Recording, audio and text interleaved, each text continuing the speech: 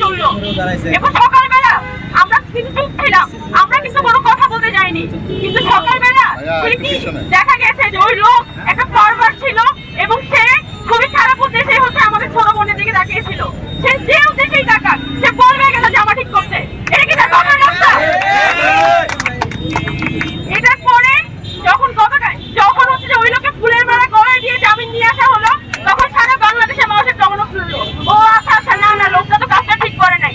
মানে আজীব অবস্থা একটা দেশে একটা হ্যারাসমেন্টের জন্য হচ্ছে যে যদি এই পরিবার ভোগান্তি পোহাতে হয়, তাহলে কিভাবে করে আমরা এক্সপেক্ট করবো যে আমাদের বাংলাদেশে মেয়েরা নিরাপদ থাকবে?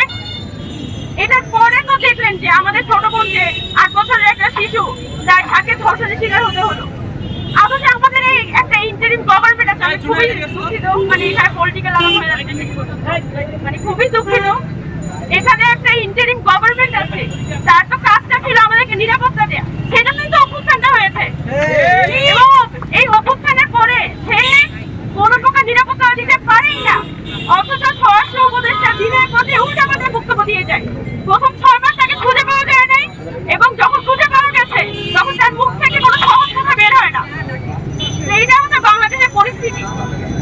আমরা শুধুমাত্র ঢাকা বিশ্ববিদ্যালয় না, সারা বাংলাদেশে কিন্তু আমাদের যে কোন তার যে ধর্ষণ সেটার চলছে, সেটার প্রতিবাদ চলছে। আমাদের ডিপার্টমেন্টের স্টুডেন্ট তাকে যেভাবে করে একটা অনলাইন স্পিয়ারে সাইবার বুলিং করা হলো, আমরা এই সাইবার বুলিং এর বিচার চাই।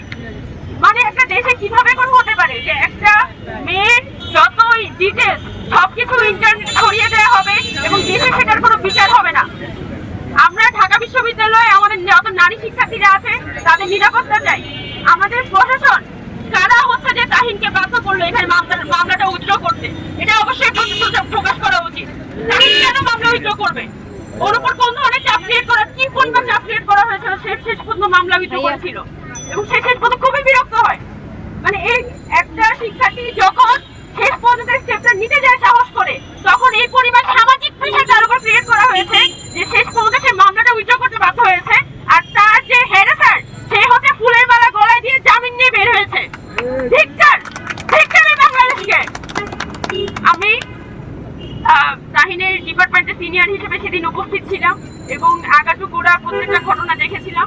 আমাদের ব্যাচমেটরা, আমাদের জুনিয়ররা সবাই অসম্ভব সাপোর্ট দিয়েছেন সবাইকে। আমাদের শিক্ষকদের কথা বলেছে, আমাদের শিক্ষকরা কয়েকদিন তাহিনকে অনেক সাপোর্ট দিয়েছেন, বিশেষ করে আমাদের বায়োকেমিস্ট্রি ডিপার্টমেন্টে স্টুডেন্টদের পক্ষে দাঁড়িয়েছেন, সেটার জন্য আমরা অসংখ্য ধন্যবাদ জানাই।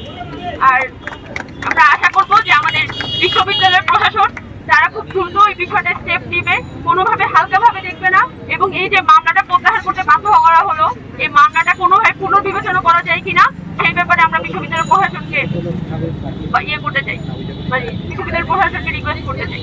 ধন্যবাদ।